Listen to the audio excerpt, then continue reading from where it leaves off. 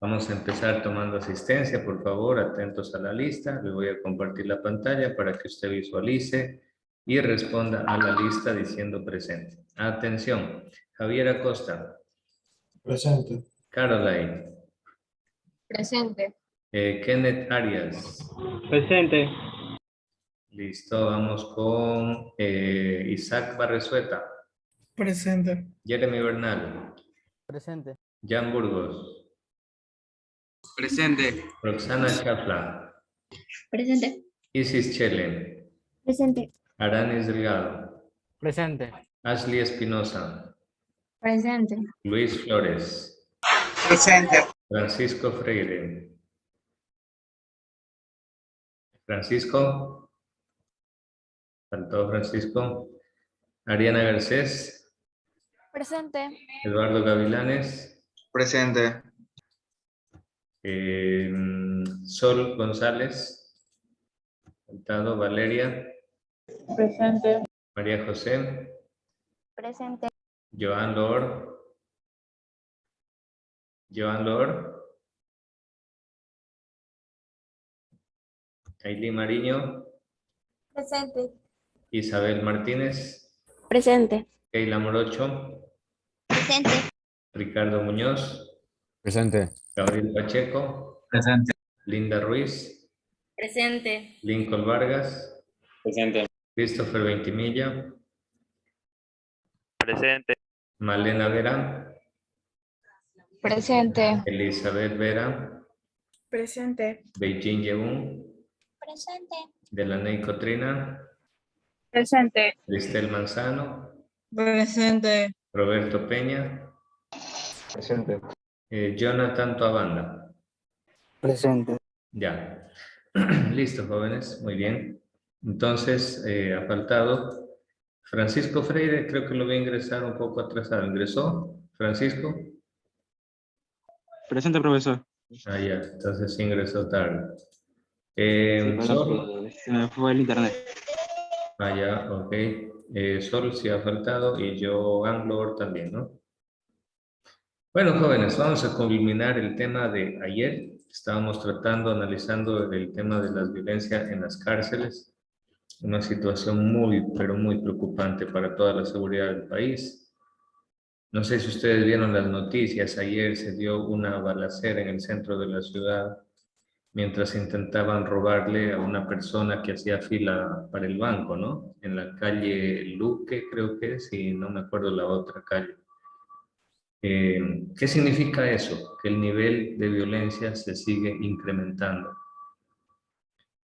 Y a nadie le gusta vivir en un país de terror. Los ecuatorianos no somos así, los ecuatorianos no somos bandoleros o cosas así, pero la imagen que está dando el país a nivel mundial es esa. Un país controlado por narcos, un país controlado por bandas delincuenciales. Y los ecuatorianos no somos así. Es injusto lo que está pasando. Es injusta la imagen que queda del Ecuador ante el mundo por estas situaciones. Así que pues esa es nuestra voz de reclamo, de pedir al gobierno que haga algo pues, y algo eficiente para mejorar esta situación de la inseguridad, de las drogas y la violencia que vive el Ecuador. Bueno, ya habíamos analizado esta parte, voy a concluir nomás la última parte que faltó. A ver, díganme, si llegamos hasta este esquema de aquí, ¿verdad? ¿Sí lo explicamos o todavía no? Sí, sí lo explico. Ah, ya, muy bien. Entonces ya ustedes saben cuál es el trasfondo de la guerra de bandas que hay en las cárceles. A la final es una guerra de carteles extranjeros la que estamos viviendo. Y Dios no quiera, pero esto se puede agravar más. Ojalá que no sea así, ojalá que me equivoque, ojalá que pronto las autoridades hagan cosas eficientes para controlar todo esto, porque si no el Ecuador se va a convertir en un campo de guerra, en un campo de batalla, donde nos va a salir miedo, nos va a dar miedo ir a cualquier lado del país. Y eso no debe ser así, porque en un país lleno de violencia es imposible prácticamente el progreso, es imposible. Entonces, bueno, jóvenes, pero estas situaciones nos ayudan a comprender un poco más el trasfondo de todo esto. Miren, después de la masacre de febrero, que se dio en las cárceles, en 3 cárceles del país simultáneamente. Este panfleto que ustedes ven en pantalla apareció misteriosamente en muchísimos canales de televisión y radios. Y nada más y nada menos está firmada por estas 4 bandas delincuenciales que mandaron este comunicado donde pedían la muerte para Junior, alias Junior, que son líderes de los choneros. Es decir, aquí, en resumen, manifiestan que lo que hay es una guerra. ¿Y saben qué es lo peor, jóvenes? Que de esta matanza última que hubo la semana pasada, ¿ustedes creen que las bandas se van a quedar así? De aquí se viene la venganza. De aquí se viene la venganza. Comenzarán a organizar y a consumir una venganza. Y esta situación inicia una espiral de violencia que cada vez puede hacerse peor y peor. Entonces, bueno, jóvenes, miren cómo se ha incrementado el nivel de producción de droga y la droga que se ha incautado en el país. En 2019, la policía incautó 82 toneladas, en 2020 128 toneladas y hasta agosto del 2021 120 toneladas. Y eso que hasta agosto faltan 4 meses todavía. Entonces, esto es una prueba más de que el Ecuador no solo es un país de paso, sino un país productor de la droga. Y la droga mueve millones. A ustedes creo que les comentaba, hay analistas que dicen que en Australia, por ejemplo, 1 kilo de droga, 1 kilo, 2.2 libras de pasta de cocaína, puede llegar a costar $50,000. Es una cosa inimaginable.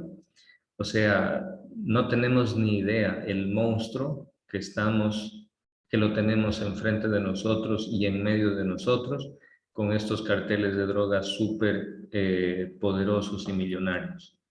Bueno, otro dato alarmante, como les decía, es el hacinamiento de las cárceles. Miren, las cárceles del Ecuador solo tienen capacidad para esto, para 28,000 privados de libertad. ¿Sabe cuántos hay actualmente? Cerca de 40,000. O sea, esas personas viven en condiciones infrahumanas. Entonces, pues claro, en vez de rehabilitarse, ahí se vuelven peores personas, ¿no? Aquí Roberto nos dice, profe, parece que Pablo Escobar siguiera vivo y en Ecuador la forma en que escriben es muy similar. Correcto, Roberto, coincido con usted. Prácticamente estos pésimos gobiernos que hemos tenido últimamente, al Ecuador lo han transformado en la Colombia de Pablo Escobar Gaviria. Una Colombia de narcos, en este caso un Ecuador de narcos, un Ecuador de drogas, un Ecuador de bandas, un Ecuador de masacre. Y eso no es el Ecuador. Yo quisiera que mi país sea conocido en el mundo. ¿Saben por qué? Por su cultura, por su gente que es linda y amable, acogedora, por sus paisajes, por sus regiones naturales. Quisiera que el Ecuador sea conocido por la capacidad de sus habitantes, por la inteligencia que tienen sus habitantes, pero no por estas cosas, ¿verdad? Entonces, jóvenes, tenemos que hacer fuerza y luchar desde nuestra trinchera porque las cosas mejoren. ¿Cómo podemos hacerlo, mis estimados jóvenes? El estudio y el estudio. Nunca abandonen el estudio. ¿Y saben qué les digo, jóvenes? No paren y no descansen, por lo menos hasta tener un título universitario, por lo menos. Y si a usted le gusta el mundo académico, el mundo intelectual, proyéctese más allá de un título universitario, un título de maestría, un título de doctorado, proyéctese siempre mucho más allá. La educación es lo único que nos puede ayudar a salir adelante, es lo único. Otro dato también, jóvenes, este señor de aquí, Fausto Cobo, fue exdirector del sistema de rehabilitación, un fracaso total. El día siguiente, al día en que este señor renunció, porque Guillermo Lasso lo llamó para que sea secretario de inteligencia y no sé qué cosa, el día siguiente que renunció se dio la peor masacre de la historia. ¿Qué quiere decir? Que durante los meses que él estuvo al frente del sistema de rehabilitación no hizo nada, no preveyó nada, no controló nada, no investigó nada de nada. Pero Guillermo Lasso lo hizo secretario de inteligencia. ¿Qué inteligencia? Si no ha dado ningún resultado, ningún fruto. Sin embargo, esos son el tipo de gente que nos gobierna. Este señor ya advertía que apenas habían 2 guías por cada 800 privados de la libertad. Joven, ni que fueran Superman, pues. 2 días para controlar 800. Eso es imposible. Eso ni en sueños lo van a poder hacer nunca, nunca. Entonces, estamos viviendo una utopía y realmente no existe esto de aquí. Esto de aquí que estoy subrayando, ahorita no existe en el Ecuador. No hay rehabilitación. Lo que hay apenas son cárceles, hay unos barrotes retorcidos donde mandan las mafias y que como quiera los avanzan a tener dentro de esos muros y nada más. Entonces, esto se necesita una intervención urgente y eficiente. Y para eso se necesita esto. Miren este símbolo. Se necesita recursos, se necesita dinero, presupuesto. Y no como Lenin Moreno y Guillermo Lazo, que lo único que se han encargado es de restar, de disminuir el presupuesto. No, pues tienen que aumentarlo más bien. Aumentar el presupuesto en educación, en salud y para la seguridad. Porque sin presupuesto no se resuelven los problemas. Así de fácil, sin dinero no se puede hacer nada. Les pregunto, Profe, diga Cristo. si no hay presupuesto según Guillermo Lazo, ¿por qué no quitan ese sueldo que le dan a las personas por haber sido expresidentes, por ser expresidentes? Ah, claro, bueno, eso podría, aunque deberían hacerlo y para todos. Imagínate un Abdalá Bucarán que hasta el último está embarrado en corrupción por los insumos médicos en plena pandemia y le siguen pagando sueldo vitalicio. Y tantos otros. Deberían quitarles a todos, si es que es la ley, que sea para todos. Pero te digo algo, Christopher. ¿Cuál es el sueldo vitalicio de un presidente? Creo que es $5,000, más o menos mensual. Haz la cuenta, al año en un presidente sería $60,000. Es algo, no digo que no. Pero ¿sabes cuánto se necesita? Dicen los expertos que para solventar las necesidades del sistema carcelario del Ecuador se necesitan mínimo 290 millones. 290 millones por año para mantenerlo funcionando bien el sistema carcelario. Entonces, a ver, les quitamos los sueldos a todos los presidentes. ¿Cuánto reunimos? Supongamos que le quiten el sueldo a Abdalá Bucarán, $60,000. Que le quiten el sueldo a Lenín Moreno, $120,000. Que le quiten el sueldo a Rafael Correa, 180,000. Que le quiten el sueldo a quién más está vivo de los presidentes. Borja, Rodrigo Borja, son 240,000. Otro presidente, Alfredo Palacios, serían $300,000. ¿Quién más de los presidentes está vivo? Lucio Gutiérrez, 335,000. No, 336,000. 360,000. Pero nada más. En total se necesita 290 millones. O sea, falta muchísimo, falta, pero muchísimo. O sea, es una gota de agua, algo se puede hacer, pero es una gota de agua. A la final se necesita mucho más. Muy bien, vamos a seguir. Aquí están 5 causas principales de la violencia, el incremento de violencia y la crisis carcelaria. Ausencia de una política penitenciaria, no hay esto. Precariedad de las instalaciones, instalaciones mal construidas, instalaciones que solo tienen agua potable 1 hora de mañana, 1 hora en la noche. Hacinamiento, hay demasiada gente y las cárceles no tienen capacidad para tanta gente. Limitada preparación del personal penitenciario, este es otro punto débil también. Fracaso de la labor rehabilitadora de las cárceles, por supuesto que fracasa si le quitan el presupuesto. Díganme ustedes jóvenes, ¿cómo contrato psicólogos, psiquiatras, educadores, rehabilitadores, un sinnúmero de profesionales que se necesita para que esta gente enderezarla en el camino del bien, de las acciones buenas? Es casi imposible, sin presupuesto no se puede hacer. Entonces, pues bueno, jóvenes, ahí tienen ustedes retratado de cuerpo entero la crisis carcelaria que está viviendo el Ecuador. Estas son las peores masacres que han habido en Latinoamérica. La peor de todas fue en el 2012, pero esta no tanto fue masacre, sino que fue un incendio. En una cárcel de Honduras murieron 361 personas. Ahora, habría que ver, ese incendio probablemente fue causado por los mismos reos, no se sabe, ¿no? Pero bueno, murieron 361. En el 86 se dio un motín múltiple en 3 cárceles del Perú, murieron 250. Pero les cuento que en estos años, en el Perú, habían las guerrillas de Sendero Luminoso, y Tupac Amaru eran verdaderos guerrilleros y terroristas. Entonces era una pelea, una guerra realmente que vivía el Perú. Bueno, murieron 250. En el 2005 hubo un incendio en República Dominicana, murieron 135.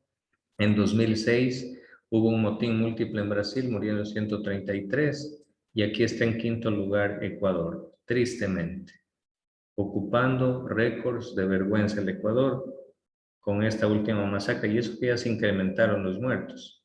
Y eso que solamente son los muertos que nos quiere contar el gobierno, porque al final no se sabe cuántos a ciencia cierta realmente serían los que murieron. Hay por ahí notas que circulan en internet que, bueno, tampoco se puede comprobar si serán ciertas o no, pero algunos hablan que fueron más de 300 los asesinados en la cárcel. No se sabe y probablemente nunca se sepa. Pero hasta ahorita lo que nos quiere decir el gobierno es que son más o menos, creo que llevan 120, porque habían muerto los que estaban heridos también un par. Entonces, jóvenes, cifras récord y récord de vergüenza para el país.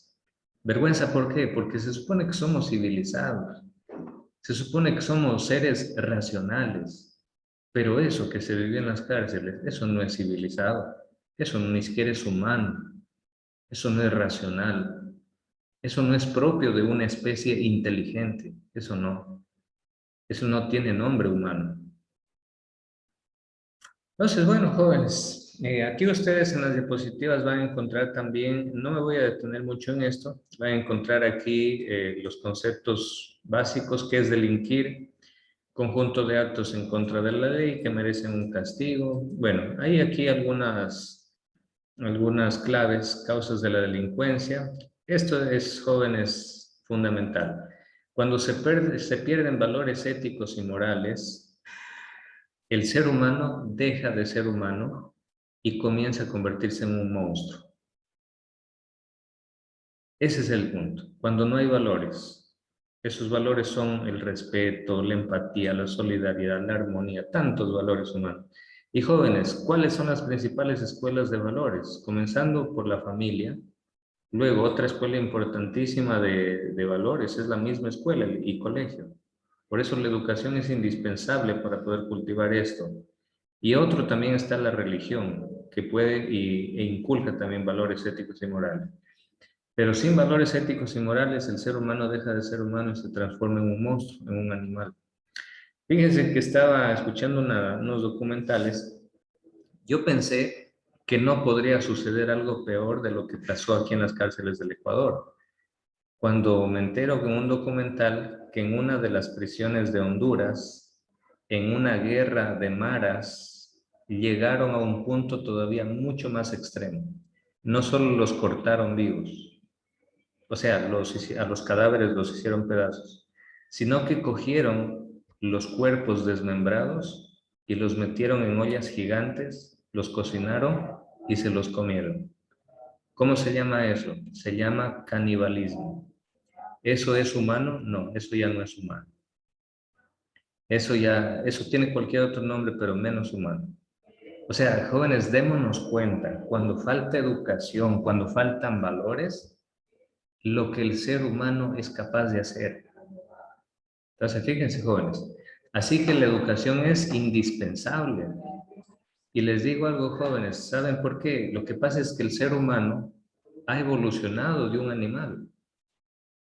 Evolucionó históricamente, biológicamente de un animal, solo que el ser humano ha logrado desarrollar un poco la capacidad racional, la capacidad espiritual que tiene que ver con esto, con los valores. Pero mis queridos jóvenes, cuando el ser humano deja de cultivar valores, deja de cultivar su parte sensible, su parte axiológica, sus valores, su parte moral, su parte espiritual, el ser humano facilísimo puede retroceder a convertirse en un animal irracional. Así que hay que apostarle a la educación, mis jóvenes. Ustedes no desmayen, no descansen hasta que ustedes puedan tener un buen título universitario, porque la educación es clave de la humanización. La educación nos vuelve humanos. Así que hay que apostarle y hay que buscar y hay que luchar y reclamar porque haya educación y que la educación esté al acceso de todos. Sí, la educación es clave, jóvenes. La educación nos hace humanos. Aparte de eso, mala administración de los gobiernos, ya sabemos, leyes injustas, mal aplicadas, una corrupción galopante, la crisis económica, esto empuja a la gente también, no necesariamente, no digo que siempre, pero muchas veces se convierte en un factor de riesgo determinante. No tengo que comer, pues listo, acá me ofrecen un trabajito para pasar y vender droga de acá para allá y automáticamente la gente se mete en el bajo mundo. El desempleo masivo, la migración, la inflación de los últimos años, la economía, la falta de alimentación, vivienda, salud, educación, entre otros. Todo eso hace que la delincuencia aumente. Entonces, jóvenes, bueno, en esto no me detengo mucho. Ahí tienen tipos de delincuencia, delincuencia común, callejera, hay delincuencia organizada, delincuencia transnacional también. Bueno, quiero avanzar un poquito más, bueno, a esta parte de aquí. Estas podrían ser algunas soluciones eficaces, pero sobre todo yo me centraría en estas de acá, que podrían ser realmente para atacar la raíz del problema.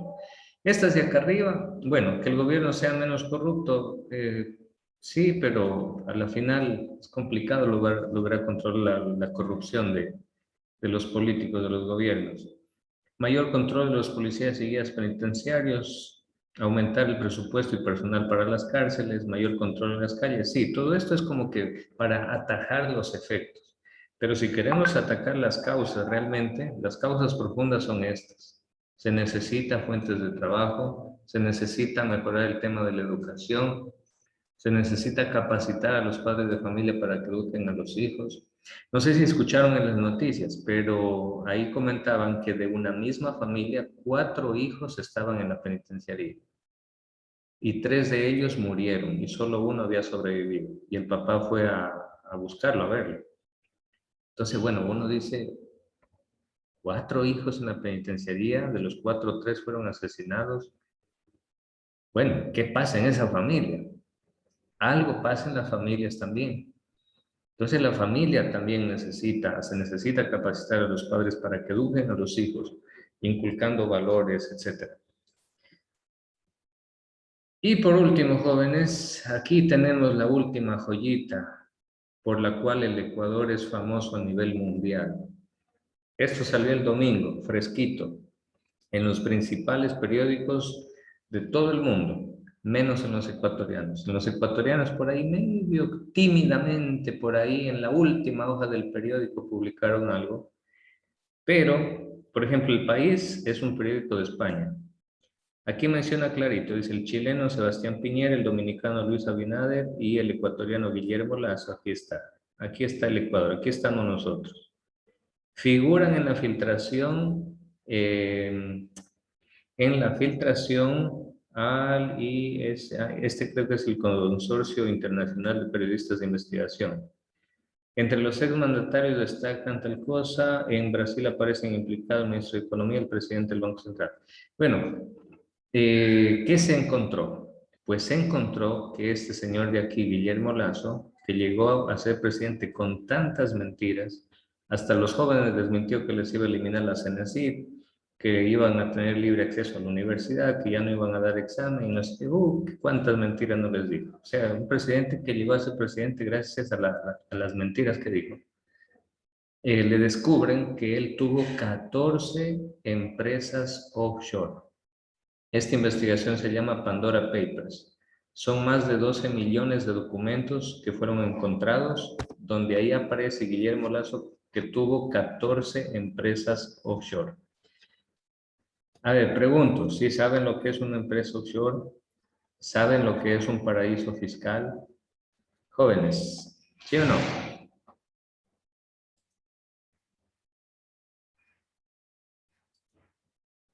Ya para terminar. A ver, Isis, ¿qué es una empresa offshore o un paraíso fiscal? La verdad no sé, profe. Eso estoy buscando. Sería como una empresa que tenga fuera del país, algo así. Profe, ¿cuál fue la pregunta? ¿Qué es una empresa offshore? ¿Qué es un paraíso fiscal? Ajá. Paraíso fiscal es cuando una persona tiene dinero, pero para que no ese dinero no se pierda o no lo gaste, lo manda a otro país, a un banco fuera del país o un lugar fuera del país. Creo que así era, ese era paraíso fiscal. Ya, más o menos, por ahí están cerca. Ajá. Ya, les explico rápidamente, jóvenes. Un paraíso fiscal es un lugar, puede ser un país, puede ser una ciudad, puede ser un estado, donde las leyes son tan flojas que a las personas que tienen inmensas cantidades de dinero les ayudan a esconder ahí esas inmensas cantidades de dinero sin cobrarles mayores impuestos. Les cobran una mínima prácticamente. Y la gente millonaria de todo el mundo va y esconde sus fortunas ahí. ¿Para qué? Para que no les cobren y no pagar impuestos en los países donde ellos consiguieron esa riqueza. Eso es lo que hizo Guillermo Lasso. Guillermo Lasso hizo su fortuna aquí en el Ecuador y de una manera muy cuestionable incluso durante el periodo del feriado bancario. Entonces, según la justicia, y eso es justo y eso es necesario, pues si Guillermo Lasso hizo su fortuna en el Ecuador, Guillermo Lasso tiene que pagar impuestos de esa fortuna aquí en el Ecuador, para que con esos impuestos el gobierno ecuatoriano pueda hacer escuelas, centros de salud, pueda hacer carreteras, colegios, universidades, contratar más policías, reformar las cárceles, etcétera, con ese dinero de los impuestos. ¿Y por qué tiene que pagar aquí en el Ecuador? Pues porque Guillermo Lasso hizo la fortuna aquí en el país, utilizando gente del Ecuador, utilizando las carreteras del Ecuador, el internet del Ecuador, la energía eléctrica del Ecuador, el agua potable del Ecuador. Es decir, Guillermo Lasso para hacer su fortuna utilizó toda la infraestructura de un país, que es el ecuatoriano, toda la infraestructura del sistema bancario y económico del Ecuador para hacer su fortuna. Entonces, lo justo es que él pague los impuestos aquí en el Ecuador. ¿Pero qué dice Guillermo Lasso? Guillermo Lasso dijo, no, yo ya hice mi fortuna, pero al Ecuador no le quiero pagar impuestos, me los llevo conmigo. Entonces, ¿qué hizo él? Inventó 14 empresas de papel, empresas offshore. ¿Qué son las empresas offshore? Son empresas que no existen en la vida real, sino que solo existen en los papeles. Ellos van, contratan de estos abogados corruptos que hay en esos paraísos fiscales y les ayudan a crear en los papeles, en los documentos, una empresa. Y le ponen nombre bonito. Le ponen empresa para ayudar a los más necesitados. Oh, qué bonito. O le ponen nombre de fundaciones. Dice fundación para ayudar a las madres solteras. Qué bonito nombre. Va a ayudar, va a ser algo bueno. Mentira, es solo el nombre. Y si usted va a ver dónde trabaja esa empresa, en ningún lado. Solo existen los papeles.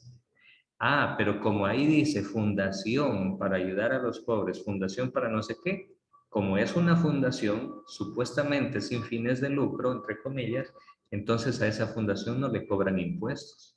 Porque en los papeles dice que es una fundación que va a ayudar a las madres solteras, entonces no le cobran impuestos, por lo tanto no paga impuestos. Pero vaya a ver quién es el dueño de esa fundación.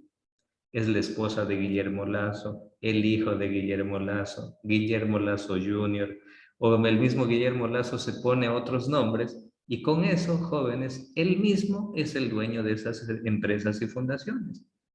Solo que las disfraza para no pagar impuestos.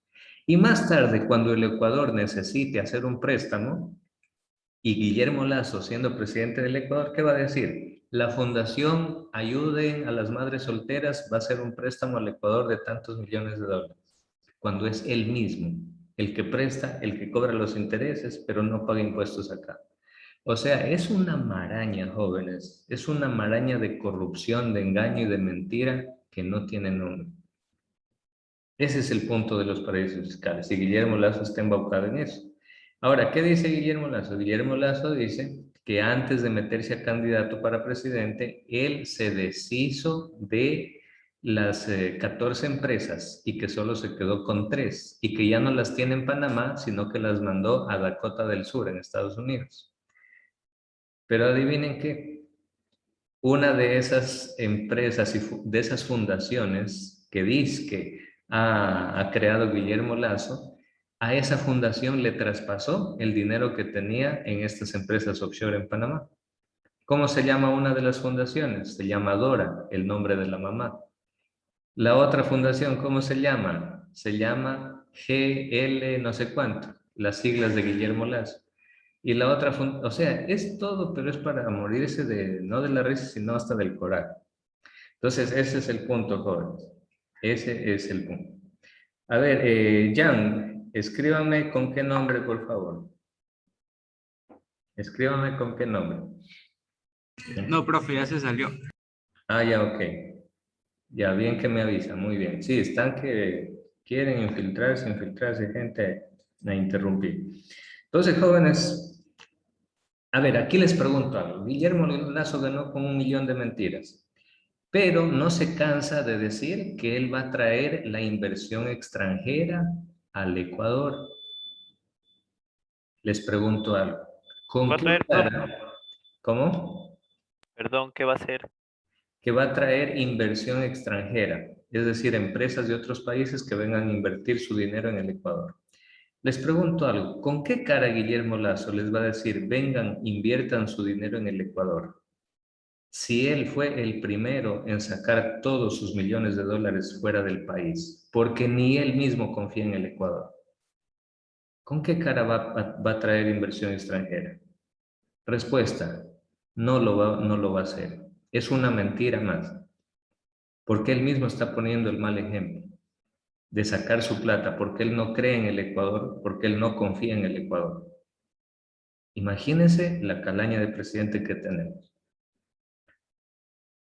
Pregunto, ¿será que este señor Guillermo Lazo, que no confía en los ecuatorianos, que no cree en el Ecuador, ¿será que va a trabajar por el Ecuador?